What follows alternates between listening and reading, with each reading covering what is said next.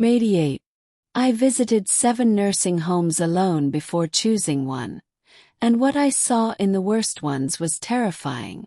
It started with a sound I'll never forget. The dry, brittle snap of a floorboard followed by the sickening pop of my own hip.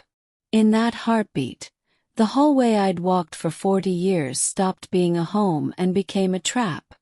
But the real terror didn't come from the fall. It came 3 days later when my son Marcus walked into my hospital room with a stack of glossy brochures.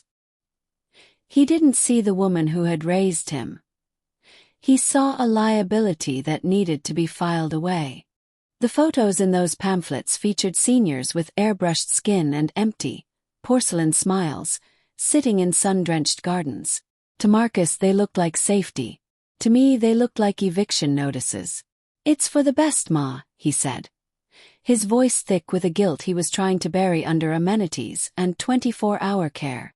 I looked at the brochures, the marble lobbies, the crystal chandeliers, the staged activities, and I realized something chilling. They weren't selling a life. They were selling a disguise. They were selling a way for children to forget their parents were dying. "I'll go," I told him, gripping the hospital bed rail until my knuckles turned a ghostly white. "But I'm choosing the place. And I'm going alone. I didn't want a palace.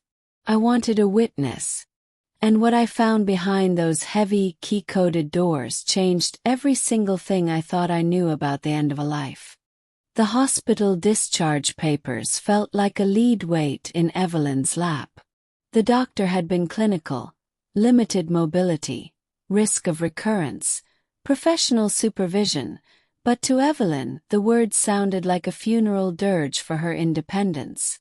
Marcus sat in the vinyl chair beside the bed, his thumb hovering over a tablet screen as he scrolled through a list of facilities as if he were shopping for a new dishwasher. "The Gables has a 5-star rating, Ma," he said, not looking up.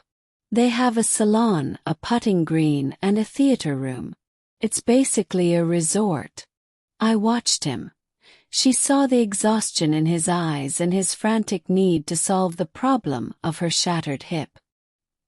He wanted her safe so he could stop worrying, but safety at the cost of her soul was a debt she wasn't ready to incur. "I'm not a golf ball, Marcus," she said, her voice raspy but firm. "I will go. But I will not be placed. I'm going to see these houses myself. No tours, no sales pitches, no family members hovering over me like I'm a child being dropped off at daycare." The bone in her hip was broken, but her will was intact. The ride home was silent. Evelyn stared out the window at the budding spring trees, realizing this might be the last time she saw the world from the front seat of a car she owned. She had a list. 7 names scribbled on a notepad. She would start with the Gables, the one Marcus loved, to see if the 5 stars were earned or simply bought. That night, back in her own bed, she didn't sleep, she planned. She would go undercover, stripped of her son's protection, to see the things they didn't show the families. She would see the truth. The drive to the first facility was a battle of wills. Marcus gripped the steering wheel so tight his knuckles were white. His mouth a thin line of repressed arguments. He wanted to park, walk her in, and be the good son taking charge. But she commanded him to stop the car a block away from the Gables. "If you drop me at the front door, they'll see the car, they'll see you, and they'll put on their family-facing faces," she said, reaching for her silver-tipped cane. She wanted to see how they treated a woman who arrived alone, someone who looked like she had no one left to complain for her. She forced herself out of the passenger seat, the pain in her hip radiating like a jagged lightning bolt. She watched his taillights disappear before beginning her slow, grueling trek toward the imposing iron gates. As she reached the front desk, a receptionist with hair sprayed into a rigid helmet didn't even look up from her monitor. She stood there, leaning heavily on her cane, feeling the sweat prickle at her hairline. When she spoke, the woman finally flicked her eyes up, scanning her sensible coat and worn orthopedic shoes. "Tours are by appointment only, dear," the woman chirped. The dear felt like a pat on the head, a verbal dismissal. When she asked to see the dining hall, the receptionist's smile remained a practiced, defensive curve. "I'm sorry, but we're short-staffed today," the woman said, citing safety protocols to prevent her from wandering unescorted. She understood perfectly. The safety they were selling was a wall designed to hide the reality of the hallways. They wanted her to sit in a velvet chair and wait for a curated version of her future. "Well, if you're too busy to show me where I'll be eating," she said with a sharp, icy edge, "I imagine you'll be too busy to hear me when I ring my call bell at midnight." She turned on her heel, ignoring the flare of agony in her joint. As she limped back toward the street, she felt the receptionist's gaze. Not of concern, but of annoyed relief. She checked the first name off her list. The Gables was perfect on paper, but it was hollow. She wasn't looking for a palace anymore. She was looking for a place where she wasn't invisible. The next morning, she stood before the wrought iron gates of Harbor View. From the outside, it was a masterpiece of coastal architecture. Shingle-sided walls and manicured hydrangeas that looked like they belonged in a travel magazine. The lobby was a cathedral of manufactured comfort, with a crackling gas fireplace and air thick with the scent of vanilla candles. A young woman in a sharp navy blazer glided toward her with a smile that was far too bright. She was walked through a model room that looked like a boutique hotel, complete with plush throw pillows and a view of the manicured lawn. It was perfect. It was flawless. It was utterly terrifying. "May I see the actual resident wing?" she interrupted, her voice neutral. Tiffany's smile faltered for a millisecond before she tried to redirect her to the bistro for scones. Ignoring the excuse about privacy and cleaning, she pushed open a heavy set of double doors before she could be intercepted. The transition was violent. The vanilla scent vanished, replaced instantly by the biting smell of bleach and something more pungent and human. The light shifted from warm amber to a buzzing, flickering fluorescent. In the center of the hallway stood a medication cart, abandoned and rattling, as the polished facade of the lobby crumbled away.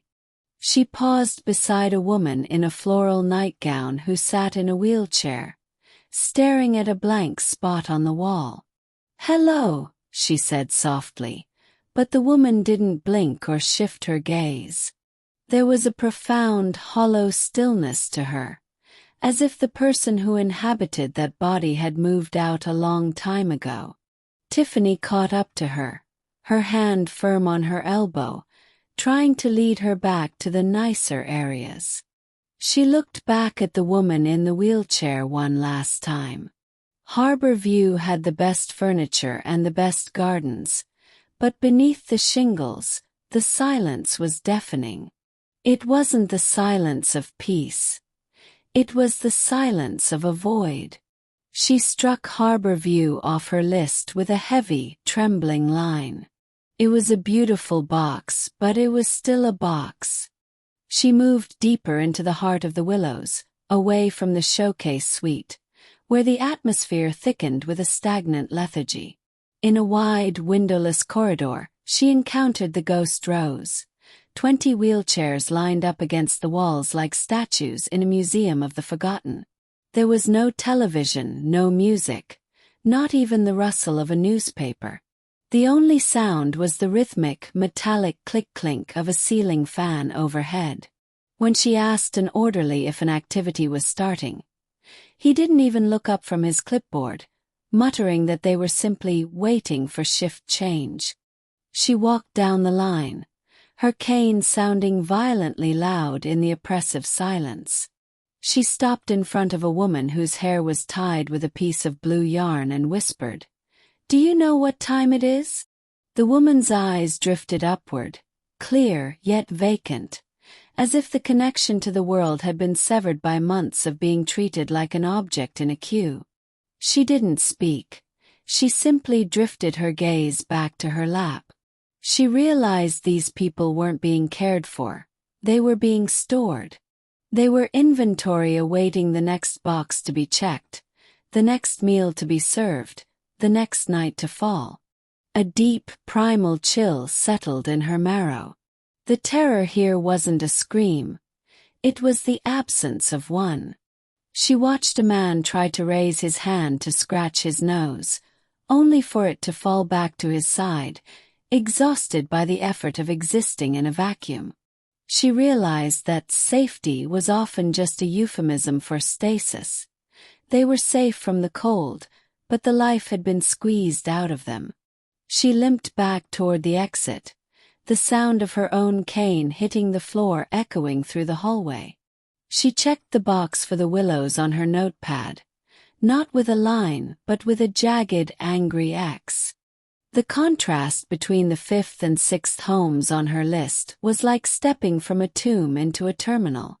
At Pine Crest, the air was brittle with a forced, aggressive cheer and bright yellow walls that felt like a warning. Here, living was a scheduled event. As she looked into the activity room, she saw the truth. Residents were sitting in a circle, batting a neon balloon with the mechanical movements of ghosts. Their faces remained slack, their eyes tracking the rubber ball with a weary boredom. It was a performance of vitality staged for the benefit of the brochures. Then came the hearth, the waiting room. If the previous stop was a charade, this was a slow-motion surrender. There were no yellow walls here, only shades of beige that seemed to leach the color from everyone's skin. In the common area, a television blared a shopping channel at high volume, but none of the residents were watching. They were simply waiting for the next pill or the next tray. When she asked about a garden, a nurse crushing pills into a cup replied that the patio door stayed locked because residents might wander. She walked to the glass door and looked out at a small concrete square where plastic chairs lay overturned by a wind that had passed days ago. The energy of the building was a gravitational force of apathy that threatened to swallow anyone who stayed too long. At Pine Crest, the terror was the fake smile. At the hearth, it was the absence of one. Both were storage. One a warehouse with a bow, the other a basement. She felt the weight of her 88 years like a physical burden. She wasn't just looking for a room. She was looking for a reason to keep her eyes open. Her cane clicked a frantic protest as she left, with only 2 chances left to find a pulse. She timed her arrival at Cedar Grove for exactly 5 o'clock, knowing the evening meal would lay the true culture of the house bare. The dining room was lit by the harsh, unflinching glare of overhead fluorescents that turned the food into unidentifiable shapes. She stood in the doorway unnoticed and watched the dinner test begin. It was a horror beat played out in slow motion as the staff moved with a frantic, cold efficiency, racing against a clock only they could see. Near her, a man with shaking hands struggled to lift a plastic spoon of soup, splashing it onto his shirt. A passing aide didn't offer a kind word. She simply grabbed the spoon and shoveled bites into his mouth while looking over her shoulder at another table. "Open up, Arthur," the aide muttered, her voice as flat as a dial tone. She didn't look at Arthur. She looked at the tray and the exit. To the staff, he was merely a task to be completed before a break, and she felt a knot of cold fury tighten in her stomach. The residents ate in a heavy, communal silence, broken only by the clinking of cheap cutlery and the barking commands of the staff. Across the room, a woman began to cry softly, but the aides at the station didn't move, their laughter about a weekend party cutting through the distress like a serrated blade. She realized the terror here wasn't violence, but the systematic dehumanization of being fed like livestock in a clean barn. As she turned to leave, the smell of overcooked peas clung to her coat like the scent of defeat. The dinner test had told her everything. She sat in a vinyl chair in the transition corridor of St. Jude's Manor, blending into the shadows to listen. She didn't listen to what the nurses said to the residents. She listened to what they said about them. Behind the nursing station, voices called out, referring to people as the feeder in 202, or the wanderer in the blue robe. She gripped the head of her cane, her knuckles white. They weren't talking about people with histories or names. They were talking about obstacles. To these workers, the residents had become a collection of symptoms and behaviors. She watched a nurse approach an elderly man who was trying to ask a question. The nurse didn't stop walking. She simply patted his shoulder with a patronizing heavy hand and said, "Not now, sweetie, we're busy," as if she were talking to a persistent puppy. The man's shoulders slumped, his question dying in his throat. He had been sweetied into silence. This was the language of control, a subtle, pervasive wall built on the assumption that the staff were the adults and the residents had returned to childhood. She realized that the most terrifying thing about St. Jude's wasn't a lack of medicine. It was the theft of the residents' adulthood. The terrifying element was the slow, steady erosion of the self until nothing remained but a body in a bed. She stood up, her hips screaming in protest, but her mind was sharper than ever. She saw the pattern clearly now. She checked the 7th name off her list with a firm hand. She had one final chance to find a place where the language wasn't a cage, but a bridge. Armed with the grim data of the last 6 days, she sat in the lobby of her final prospect, Rosewood Commons. It was an older building that her son would have dismissed as substandard, but she wasn't looking at the walls. She was preparing her 5 questions, a diagnostic survival kit she had forged in the fires of the previous 7 tours. When the head nurse, Sarah, sat down beside her, she didn't ask about the meal plan. She went straight for the jugular, asking how many people were on the floor at 3 in the morning when the ghosts come out. She watched Sarah's face closely as she asked what happens when a resident refuses to bathe. Sarah didn't offer a polished mask of corporate jargon. She leaned in and replied simply, "We wait.